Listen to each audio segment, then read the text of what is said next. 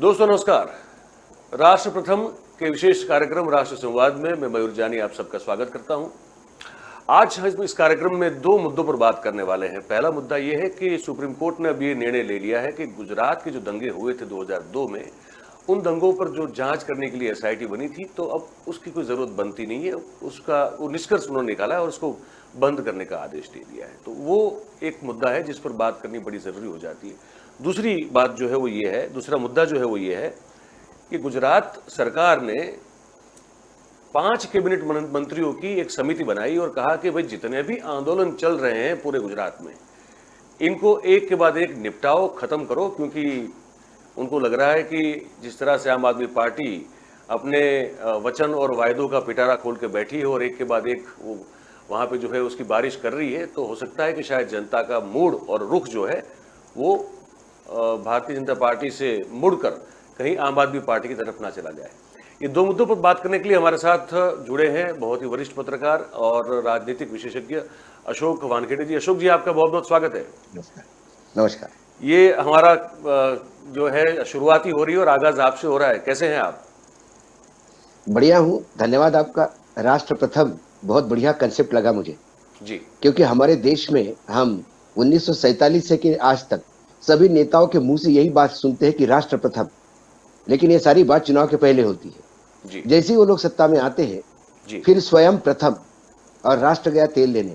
यही कारण हम देख रहे हैं कि 1947 से लेकर 2022 तक कई समस्याएं देश की वैसी बनी हुई है। इसलिए आपको साधुवाद कि राष्ट्र प्रथम के नाम से ये कार्यक्रम शुरू हुआ है जी। और मैं मेरा सौभाग्य समझता हूँ मयूर भाई कि आपके साथ इस कार्यक्रम का आगाज मैं कर रहा हूँ।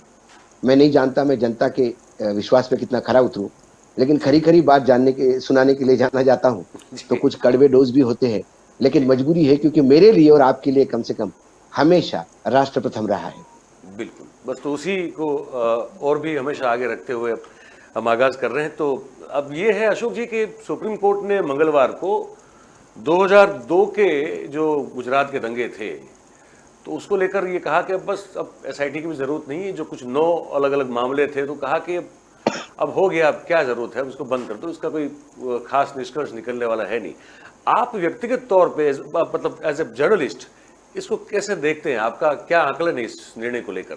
अब सुप्रीम का मामला है तो हम ज्यादा टिप्पणी भी नहीं कर सकते, लेकिन एक मर्यादा में रहकर जो कह सकते हैं, या आपको जो भी लगता है वो बिल्कुल साझा करें।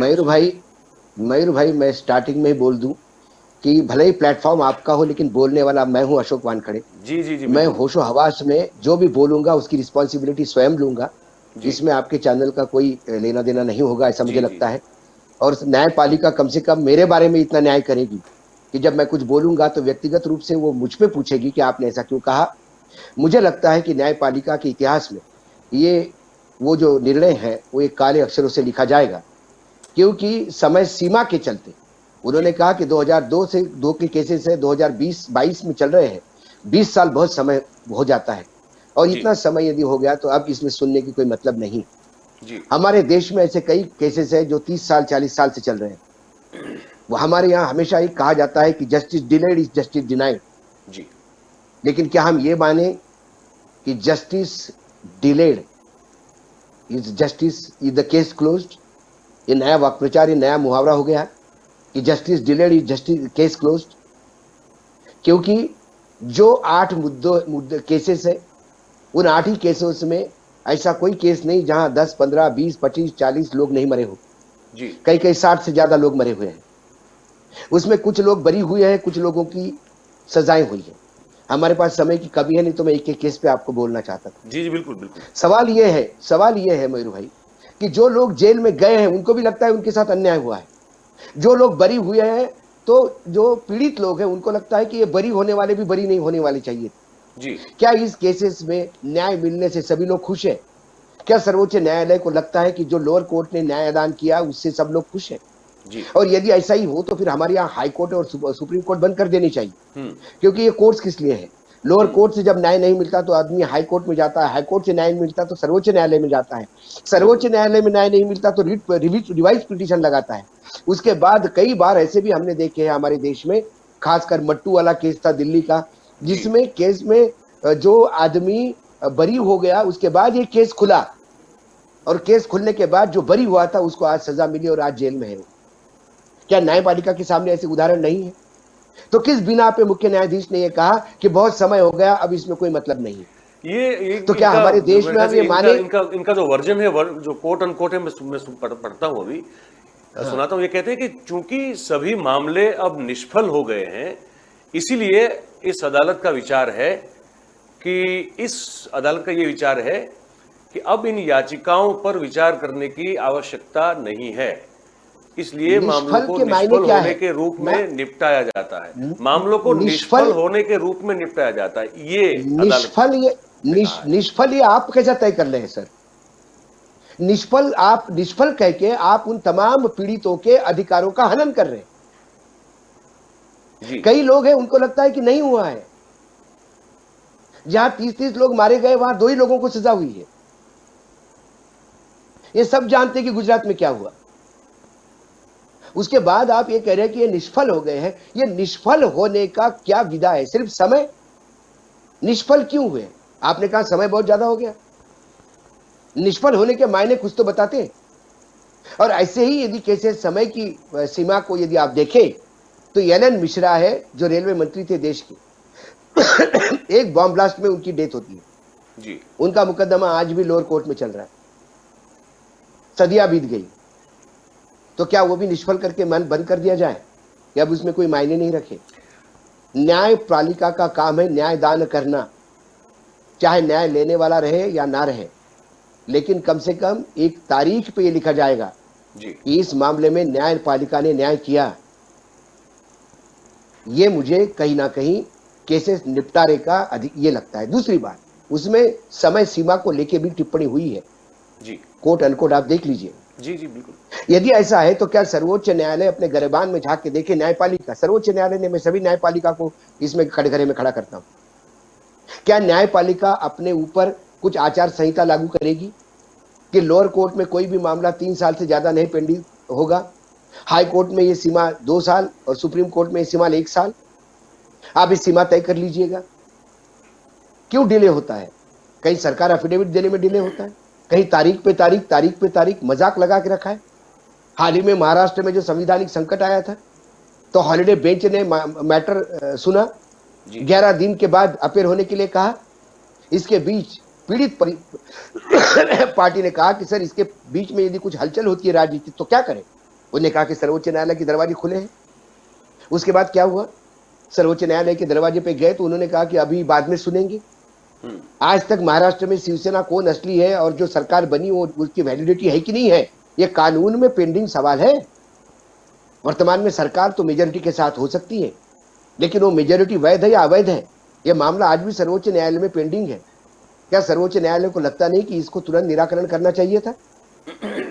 एक राज्य, महाराष्ट्र बहुत बड़ा राज्य है, उत्तर प्रदेश के बाद सबसे ज्यादा लोकसभा सीट देने वाला, 48 लोकसभा सीट का राज्य है, सबसे ज्यादा रेवेन्यू देने वाला राज्य है। उस राज्य की सरकार की वैधता पे यदि तलवार टंगी हुई है तो क्या सर्वोच्च न्यायालय को लगता नहीं इसकी समय सीमा तय करनी चाहिए? ऐसे कई मामले हैं जो न्यायपालिका को कटघरे में खड़े करते हैं और हमने अक्सर देखा है। हम बार बार कहते हैं कि न्यायपालिका, अभी हाल ही में जो रमन्ना साहब रिटायर्ड हो गए, उन्होंने इस बात का दुख जताया कि वो निपटारा करने में थोड़ी कमजोर रह गए। ये बोल के काम नहीं होता। हमने अक्सर देखा है कि न्यायपालिका न्यायदान के समय निर्णय जो ऑपरेटिव जजमेंट होता है उसमें तो कुछ नहीं कहती और स्ट्रिक्चर बहुत पास करती है जिसकी कोई मायने नहीं रखते। क्या स्ट्रिक्चर से ही देश चलेगा या न्यायपालिका भी सिर्फ अखबारों में हेडिंग लेने के लिए बोलती है? यह आरोप मैं लगा रहा हूं क्योंकि कई ऐसे काम हुए हैं जिसमें स्ट्रिक्चर्स तो हुए हैं लेकिन ऑपरेटिव जजमेंट जिसको कहते हैं, जो जिसको लागू करना होता है, उसमें न्यायपालिका चुप हो जाती है। तो फिर क्या कहें हम? नेताओं तो हमारे भाषण दे के जीते हैं, पत्रकारों का काम बोलना है, एग्जीक्यूटिव का काम एग्जीक्यूशन करना है, लेकिन जो चौथा पिलर है या दूसरा पिलर, में तो दूसरा सबसे पहला अहम पिलर मानता हूं न्यायपालिका, जो हमारा पहला स्तंभ है संविधान का, इस देश के लोकतंत्र का। यदि वो भी नेताओं जैसे भाषण ही देने लगे तो फिर हम बात कैसे करें? सर्वोच्च न्यायालय मुख्यमंत्री और गवर्नर के सभा में कहते हैं कि हम निर्णय देते हैं और आप लागू नहीं करते। यदि सर्वोच्च न्यायालय के निर्णय को सरकारें लागू नहीं करती तो सरकारों को बर्खास्त करने की जगह है कंटेम्प्ट ऑफ कोर्ट में। तो कितनी बार न्यायपालिका ने ये कदम उठाए हैं कि न्यायपालिका के न्यायाधीश को भी रिटायरमेंट के बाद भी कुछ लालसा होती है। ये यदि आम आदमी पूछे तो फिर वो कंटेम्प्ट कोर्ट हो जाता है। जी बिल्कुल। लेकिन फिर सच्चाई बयान करने के लिए हमेशा सजा हुई है, ये इतिहास गवाह है, और मैं सजा पाने के लिए तैयार हूं। नहीं, आप जाने इसलिए जाते हैं कि आप बिल्कुल बेखौफ हमेशा अपनी राय रखते हैं, तो और हम भी बहुत इसलिए आपको बहुत पसंद करते हैं, दर्शक भी बहुत पसंद करते हैं, सब जानते हैं। ये मुद्दा ये है कि इसमें अब क्योंकि इस आगे एक और भी मुद्दा लेना है, लेकिन इस पे एक अंतिम टिप्पणी चाहता हूं इस मुद्दे पे, कि जैसे उन्होंने उल्लेख तो कर दिया कि जो इस जांच को लेकर जेल में रहे, इतने साल रहे, कुछ लोग अभी भी हैं जेल में, और कुछ लोगों को जिनको कुछ मतलब बड़ी बड़ी मात्रा में ऐसे लोग हैं जिनको लगता है कि जिस तरह से जांच होनी चाहिए थी वो हुई नहीं, जो आरोपी थे, जो दोषित थे, वो पकड़े नहीं गए, या तो उन पर आरोप सिद्ध नहीं हुआ। तो इन लोगों की अब इनको क्या मतलब ये क्या समझे इस फैसले को लेकर, जो बंद है वो भी और जो दुखी है वो भी? नहीं, मुझे लगता है कि इसके बाद फिर केस खुल सकता है। ये केस खुलेगा, नए चीफ जस्टिस आएंगे। हमारे यहाँ तो चीफ जस्टिस आने पे न्यायपालिका की तासीर बदलती है। माफी चाहता हूं ये कहने में, और ये अक्सर देखा जाता है। मीडिया में ऑलरेडी पहले लिखा जा चुका था कि क्या हो सकता है। तो हो सकता है कि इसके बाद कोई चीफ जस्टिस आए जिनका दिल 25 है, जिनको लगे कि न्याय होना चाहिए, और केस खुल सकता है। न्यायपालिका का दरवाजा कभी बंद नहीं होता। यदि न्यायपालिका का दरवाजा आतंकियों के लिए रात को 1 बजे खुल सकता है, तो इस देश का आम आदमी उतना ही अधिकार रखता है। वो भले ही पेपर में हेडलाइन नहीं बने, लेकिन न्याय पाने का अधिकार भी उसके पास है। क्योंकि न्यायपालिका के लिए चाहे नेता हो, चाहे आम आदमी हो, चाहे किसान हो, चाहे कोई मजदूर हो, वो एक ही नजर से देखना चाहिए न्यायपालिका को, ऐसा मुझे लगता है। नहीं, क्योंकि इसलिए ये सवाल बनता था कि अब क्योंकि सुप्रीम कोर्ट के नहीं, मैं पूर्ण रूप से मैं ऑप्टिमिस्टिक आदमी हूँ, मैं आशावान आदमी हूँ। मुझे लगातार लगता है कि न्यायपालिका में चलो आता है, समय आता है, ऊपर जाता है, नीचे जाता है, लेकिन एक न्यायाधीश तो ऐसा आएगा कि जिसको लगेगा कि नहीं कुछ गलत तो हुआ है, और फिर से केस खुलेंगे। और कहीं ना कहीं मैं जानता हूं कि जिनने आरोप किया हो सकता है कि वो मृत्यु को पा लिए हो, उनकी उम्र हो गई हो सकता है कि आने वाले 50 साल बाद जिनके ऊपर अन्याय हुए वो नहीं बचे, जिन्होंने अन्याय किया वो नहीं बचे, लेकिन तारीख लिखी जाएगी न्यायपालिका के इतिहास में कि इतने सालों बाद कम से कम ये बात तो माना है कि ये गलत हुआ है। और जब ये माना है गलत हुआ है, तो कम से कम एक सुकून तो मिलेगा, उनकी आत्माओं को शांति तो मिलेगा। मैं हिंदू हूँ, मैं आत्मा और परमात्मा में विश्वास रखता हूँ। कम से कम उनकी आत्मा को सुकून तो मिलेगा कि चलो हमारे मरने के बाद सही, लेकिन न्याय तो हुआ है। अब अशोक जी, एक जो आज का दूसरा विषय है उस पर हम आते हैं। अब वो है गुजरात सरकार का एक फैसला। अब हम सब जानते हैं, आपने भी देखा था कि कुछ दिनों पहले BL संतोष वहाँ पे गए थे। जब वो जाते हैं तो गुजरात के राजनीति, खास करके भाजपा के अंदर जो है थोड़ा हल्का सा भूकंप का वातावरण होता है कि अभी आए तो किसकी विकेट गिरेगी या क्या होगा। तो इस बार भी ये सब चर्चाएं हो रही थी। तो खैर वैसा तो कुछ नहीं हुआ, क्योंकि अब विकेट किसी की भी ले तो उससे कोई ज़्यादा फर्क पड़ने वाला है नहीं। मतलब जो उससे कोई छवि और उज्जवल हो जाए या बढ़िया हो जाए, या कुछ अगर दाग लगे हैं तो धुल जाए, ये तो संभव नहीं है। तो अब ये निर्णय लिया गया है अशोक जी कि भाई 5 कैबिनेट मंत्रियों को बिठाओ, जो बेसिकली भारतीय जनता पार्टी की अगर कैडर की बात करें तो तीसरी कैडर के लोग हैं बेसिकली, जो अभी मंत्रिमंडल में समाविष्ट हैं। अब उनको 5 लोगों को कहा गया है कि आपका कमेटी बन जाएगा। आप जितने आंदोलन चल रहे हैं गुजरात में, अब आप जानते हैं, हम जानते हैं, सब जानते हैं कि अलग अलग तरह के आंदोलन कहीं अरसे से चल रहे हैं। तो बोले सबको निपटाओ। तो एक तो उन्होंने कल जो है कुछ 3 मांगे जो है सरकारी कर्मचारियों की थी, वो तो फटाफट मान ली और कहा कि आप भाई आंदोलन बंद कर दो। अच्छा, इनका सबसे बड़ा प्रॉब्लम ये भी है, ये मान लेते हैं लेकिन लिखित रूप से फिर आता नहीं है, तो फिर आंदोलन फिर से शुरू होता है। तो अब ये निपटाने में लगे हुए हैं। कैसे देखते हैं आप इसको? देखिए, ये ना पेन किलर्स है। जैसे किसान आंदोलन इन्होंने निपटाए, तीनों किसान कानून वापस ले लिए, लेकिन लेने के बाद भी प्रधानमंत्री जी ने यह जरूर कहा कि ये किसान तीनों कानून बहुत बढ़िया थे, और ये किसानों को मैं समझा नहीं पा रहा है जी कि ये उनके लिए अच्छा है जी। इस देश का लाखों करोड़ों जो किसान है, जो जमीन का सीना चीर के इस देश के लिए अनाज पैदा करता है, जो सिर्फ बादल को देख के भांप लेता है कि बरसात कैसी होगी, जी जो हवाओं को सूंघ के या मिट्टी सूंघ के बताता है कि मेरे मिट्टी में क्या कमी है, वो किसान इतना अनपढ़ और मूर्ख हो गया कि देश के प्रधानमंत्री उनको समझा नहीं पाए 3 कानून क्या है। जी क्योंकि यदि कानून ही उद्योगपतियों के लिए लाया जाए तो किसान कैसा समझ पाएगा कि वो उसके लिए है। जी ये बात प्रधानमंत्री शायद समझ नहीं पाए, बिल्कुल इसलिए समझ नहीं पाए। ये प्रधानमंत्री के तरफ से गलती थी, किसानों की तरफ से नहीं। इस बार भी ये आंदोलनकारी जितने भी है, क्योंकि गुजरात में चुनाव है, तो अभी ये उनको एक लॉलीपॉप दिया जाएगा कि आपकी मांगे पूरी की जाएगी, लिखित में कुछ नहीं होगा। आज देश का किसान फिर आंदोलित होने के लिए तैयार है, क्योंकि जब तीनों किसान के कानून वापस लिए तो कई एक चीजें थी जिसके लिए एग्री किए थे। सरकार ने कहा था एक कमेटी बनेगी एमएसपी के ऊपर, एमएसपी को फिर कानूनी जामा पहनाया जाएगा, नहीं जाएगा इसके ऊपर स्टडी होगी। ना कमेटी बनी ना कुछ हुआ। उसके बाद फिर किसान आंदोलित होगा, जब फिर कहीं चुनाव होगा तो फिर इसके ऊपर सरकार तो केंद्र में 2014 से सिर्फ चुनाव फॉर्मेट में जी रही है। जहां जहां चुनाव आते हैं उसके लिए टेम्पररी रिलीफ पेन किलर देते हैं। आप एक एस्प्रिन ले लीजिए, थोड़ा सर दर्द कम हो जाएगा, आपको लगेगा कि बहुत बढ़िया हो गया, आपने तालियां बजाई और उसके बाद शाम को आपको पता पड़ गया कि आप बैक टू स्क्वायर वन हो गए। जी 2 दिन बाद फिर आपको वही है। मेरा लेकिन एक अहम सवाल है गुजरात के लिए, क्योंकि आप गुजरात से हैं, गुजरात के लिए अहम सवाल है। पिछले 27 साल से भारतीय जनता पार्टी का राम राज्य वहां चल रहा है, क्योंकि भारतीय जनता पार्टी सिर्फ राम राज्य के लिए ही जानी जाती है। जी बिल्कुल। और बाकी जो रावण राज है वो तो बाकी अपोजिशन पार्टी शुरू करती है। जी बिल्कुल बिल्कुल। तो 27 साल के राम राज्य में ऐसा क्या हुआ कि गुजरात की जनता अभी भी आंदोलित है? प्रश्न ये इसमें इंटरेस्टिंग बात मैं बता और रहा हूं, यदि ये जैसे गुजरात की जनता अभी भी आंदोलित है हाँ तो ये राम राज्य नहीं, तो फिर राम राज्य के नाम से क्या रावण राज्य चल रहा था? सवाल ये है। 5 मेंबर की कमेटी बनाई आपने, 5 कैबिनेट मंत्री की। जी क्या आपके मुख्यमंत्री के पास भी इतनी ताकत है कि कोई वो डिसीजन ले ले? 2014 के बाद जिस राज्य की सरकार पीएमओ से चलती हो, ये 5 मिनिस्टर की कमेटी, ये आईवॉश है। इससे बड़ा भद्दा मजाक गुजरात के जनता और आंदोलनकारियों के साथ हो नहीं सकता। ये आप भी जानते हैं और ये हम भी जानते हैं। और ये समय भी कैसा है, ऐसा समय है अशोक जी कि जब प्रदेश में खुद सरकारी कर्मचारी जो हैं वो उनमें सत्ता के विरोध की लहर दिख रही है। सरकार को ये डर लग रहा है कि अगर वह आगामी चुनाव में नुकसान नहीं उठाना चाहती है तो इन चुनौतियों को हल करना होगा, और इसी कारण सरकार ने ये 5 मंत्रियों की एक समिति का गठन कर दिया है।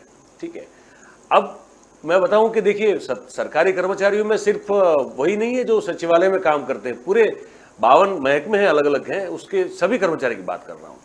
वो सब अलग अलग उनकी मांगे हैं, पे ग्रेड को लेकर है, फिर फिक्स तनख्वाह जो है उससे फिर उसको वो परमानेंट कर दिया जाए, उसको लेकर बहुत सारे इश्यूज चल रहे हैं।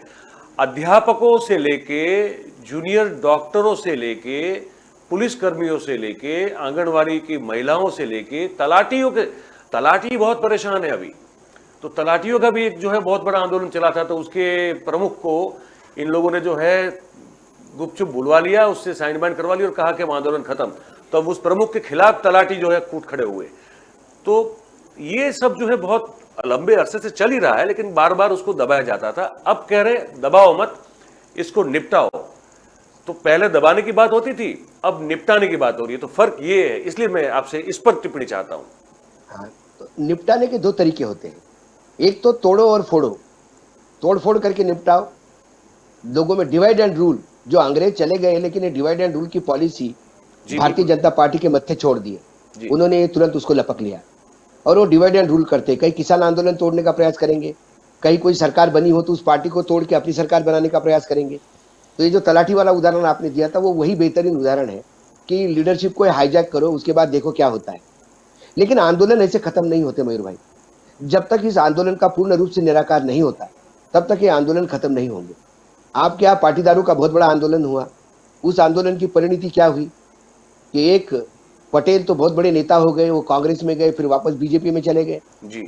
तो उन्होंने उस आंदोलन को ऐसा ही खत्म कर दिया, कभी किसी कांग्रेस के नाम से या पॉलिटिकल पार्टी का नाम देके। ये सारा आपको ये सारी एक्सरसाइज इसलिए दिखाई दे रही है कि आम आदमी पार्टी, क्योंकि कांग्रेस तो गुजरात में बिकी हुई पार्टी थी। कांग्रेस का यदि 2014-19 का चुनाव छोड़े तो इसके पहले तमाम चुनाव जो थे वो बीजेपी ही लड़वाती थी कांग्रेस को। अहमद भाटी के हाथ में पूरा खेल था।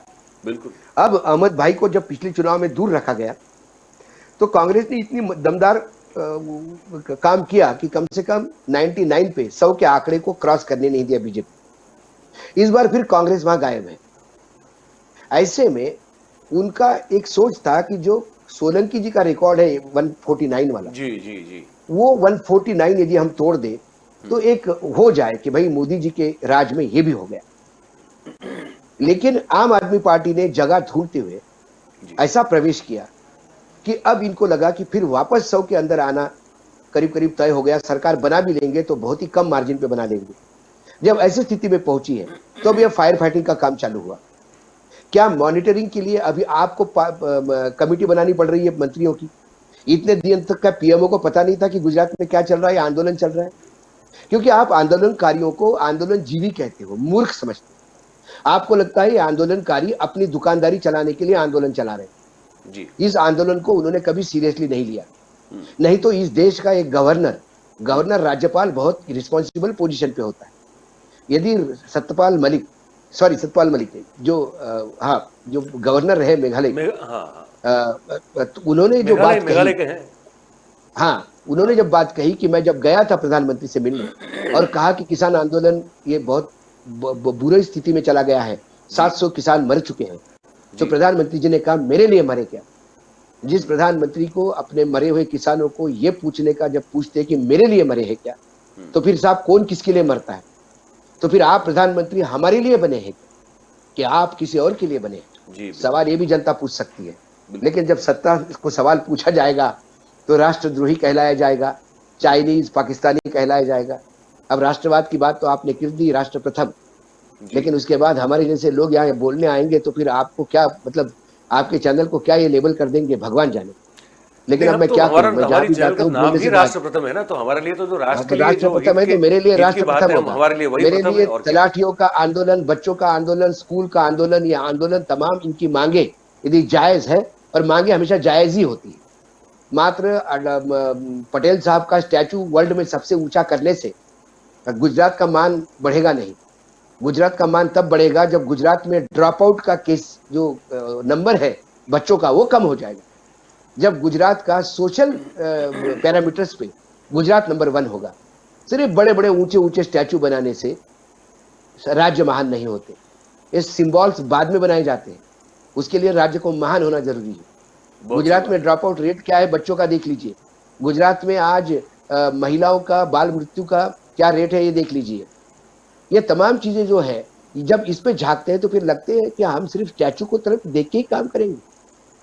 मंगलयान भेजने से काम नहीं होगा। यदि देश में कुपोषित बच्चों का नंबर बढ़ रहा है तो लानत है ऐसे मंगलयान पे जो हम भेज रहे हैं। सबसे पहले हम हमारे यहाँ पोषण ठीक करें, उसके बाद मंगल पे जाने की बात करें। लेकिन हमारे यहाँ हवाबाजी ज्यादा हो गई, क्योंकि हमारे प्रधानमंत्री मन की बात करते हैं, जन की बात ना सुनते हैं ना करते। ये इससे ज्यादा प्रेशर भी इसलिए बन रहा है अशोक जी, क्योंकि ये साफ दिखाई दे रहा है कि जिस तरह से केजरीवाल जो है अब वो दौरे पे दौरे उनके चल रहे हैं। अब वहाँ दिल्ली का रिपरकेशन तो अभी उस पर बात नहीं करते, लेकिन मैं जो गुजरात में जो रिपरकेशन दिख रहा है मैं उसकी बात कर रहा हूँ। तो वो उनके दौरे पे दौरे जा रहे हैं, और उसके बाद एक तो खास करके उन सब जितनी भी जो दूखती नब्ज है उन सब पे वो हाथ रख रहे हैं। जैसे सरकारी कर्मचारियों को उनको पता है कि भाई ये बहुत लंबे समय से अलग अलग डिपार्टमेंट, अलग अलग शाखाएं, अलग अलग महकम के कर्मचारी बहुत समय से बहुत सारी मांगों को लेकर वो अपनी बात रखते आ रहे हैं, लेकिन वो कोई सुन नहीं रहा था। जैसे मैंने कहा उसको दबा दिया जाता था। अब ये खुलेआम कह रहे हैं कि मैं आऊंगा तो आपको जो है मतलब ये समझ लो कि चांदी ही चांदी है।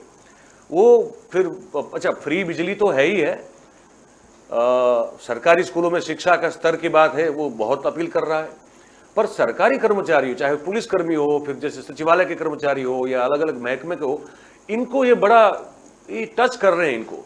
तो ये जो है ना, ये मेरे ख्याल से एक बहुत बड़ा प्रेशर पॉइंट बना हुआ है गुजरात गवर्नमेंट के लिए कि जो लंबित समस्या है सालों से इनकी है, तो वो समाधान वो कहे कि हमारी सरकार बना दो, हम आपका समाधान कर देंगे। अब इनको जबरन कमेटी बनानी पड़ी है, तो ये जो उनकी घोषणाएं है केजरीवाल की, ये एक बहुत बड़ा प्रेशर पॉइंट यहां पर नजर आ रहा है अशोक जी। देखिए मयूर जी, मैं हमेशा कहता हूं मैं 30 साल से दिल्ली में हूं और केजरीवाल जी को राजनीति में आने के पहले से जानता हूँ। केजरीवाल जी ये नरेंद्र मोदी के एकलव्य हैं। जी जी, वो या गुरु तो कह द्रोणाचार्य सकते है हैं कि तो वो एकलव्य एडवांस है। वर्जन है, मॉडर्न मॉडर्न वर्जन है शायद मैंने उनका। वो ये कलयुग है ना, हम्म, वो द्वापर युग था जहाँ एकलव्य थोड़ा बराबरी पे था। ये कलयुग में तो एकलव्य द्रोणाचार्य से भी आगे है। आगे। तू दाल दाल मैं पात पात, ये हिसाब जी से जी चलते हैं जी, वो। क्योंकि मुझे एकलव्य इस वाला वजह जो है से ना, मैं मतलब इसलिए थोड़ा मैं इससे सहमत नहीं हूँ, क्योंकि हाँ, ये एकलव्य तो ये होता है ना कि जो, जैसे आपने भी कहा कि गुरु से नीचे ही रहेगा, ये ना ना ना एडवांस ना ना वर्जन ना है, ना ये मैंने मॉडर्न कहा कॉपी है उनकी। नहीं मैं नहीं, ये मानता अरे हूँ। मैं इसीलिए कहा मयूर जी, मैं हम्म एकलव्य की जो कहानी हमने सुनी वो द्वापर युग की है, हम्म। जिसमें गीता सुनाई गई थी। जी। ये कलयुग है। हम्म। यहाँ एकलव्य अंगूठा काट के नहीं देगा, अंगूठा दिखाएगा या अंगूठा काट लेगा। या काट लेगा। तो ये उनसे ज्यादा वर्जन है। जी वो मन की बात करते हैं, उनसे बड़ी बात करते हैं। जी वो बोलने के लिए माहिर है, ये बोलने के लिए माहिर है। जी उनके बोलने में सिर्फ हवा होती है, इनके बोलने में गर्म हवा होती है, जी। जो आदमी को अपील करती है। तो आप छोड़ दीजिए। तो पहली बार कोई नरेंद्र मोदी जी को मिला है टक्कर का, हम्म और वो है केजरीवाल। इसलिए उसने गुजरात में घूमना क्या शुरू कर दिया, बीजेपी के पसीने छूट गए। जी। अब दिल्ली में सीबीआई एक्टिव हुई, ये हुई, ये हुई, वो हुई। ये कोई आज की बात थोड़ी है। कभी स्कूलों का घोटाला निकालते हैं, बसों का घोटाला निकालते हैं, अरे बिल्कुल भाई बिल्कुल खरीद के बिल्कुल। सालों हो गए। अब दिल्ली में लेफ्टिनेंट गवर्नर हमेशा बीजेपी के रहे हैं, कोई कांग्रेसी तो नहीं रहा है, या केजरीवाल ने तो अपॉइंट नहीं किए हैं। सारी फाइलें आपके थ्रू जाती है, सब कुछ आपको पता है। लेकिन अब क्यों गुजरात के चुनाव के समय ही क्यों सीबीआई याद आती है? अभी भ्रष्टाचार दिखाई देता है आपको, और मिलता कुछ नहीं है। तो जब सीबीआई की रेड हुई, तो उस सीबीआई के रेड को भी कैश करने वाला केजरीवाल है, और कैश उसने कर लिया उसको भी उसने। कैश करके दिखाया। किया, बिल्कुल और बिल्कुल। उससे क्या हुआ, सिंपैथी आ गई, दिल्ली में भी सिंपैथी आ गई और गुजरात में भी सिंपैथी आ गई।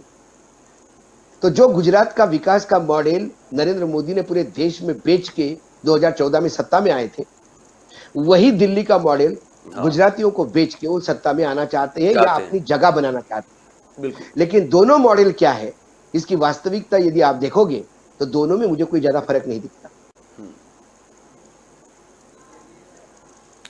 चलिए सर, ये आज आधा घंटा हम आपका चाहते थे, आपने समय निकाला, आप यात्रा पे हैं, फिर भी आप हमसे जुड़े धन्यवाद, धन्यवाद, और धन्यवाद, हमसे धन्यवाद, बात की, हमारे दर्शकों से बात की। बहुत बहुत धन्यवाद अशोक जी। मिलते रहेंगे, आपसे बात धन्यवाद, करते रहेंगे। पक्का, धन्यवाद, धन्यवाद। तो दोस्तों, ये आज का हमारा कार्यक्रम था, राष्ट्र संवाद, और इसी तरह के मुद्दों को लेकर हम आपके समक्ष उपस्थित होते रहेंगे। बात करना ज़रूरी होता है, चीज़ों को आप तक पहुंचाना, उसके पहलुओं की चर्चा करना, उसकी परतें खोलना, और उसको तह तक जाके उसको समझना बहुत ज़रूरी होता है। हमारे आसपास आजकल जो समाज और राजकारण में हो रहा है, उस पर हम ये चर्चा जो है लगातार करते रहेंगे, और हम आशा करते हैं कि आपको हमारा कार्यक्रम जो है बहुत अच्छा रहेगा। हमको जो है kalamkartavya.com पर भी आप हमको देख सकते हैं, हमको फॉलो कर सकते हैं। ये कार्यक्रम वहाँ भी आपको देखने को मिल जाएंगे, और हमारे जो जितने भी कार्यक्रम जो राष्ट्र प्रथम में आपको देखने को मिलते हैं, वो सभी कार्यक्रम kalamkartavya.com में भी आपको मिल जाएंगे। तो उम्मीद है कि आपको ये कार्यक्रम अच्छा लगा होगा, और फिर मिलेंगे। तब तक मुझे आज्ञा दीजिए। आपका दिन बहुत शुभ रहे। Thank you very much. नमस्कार।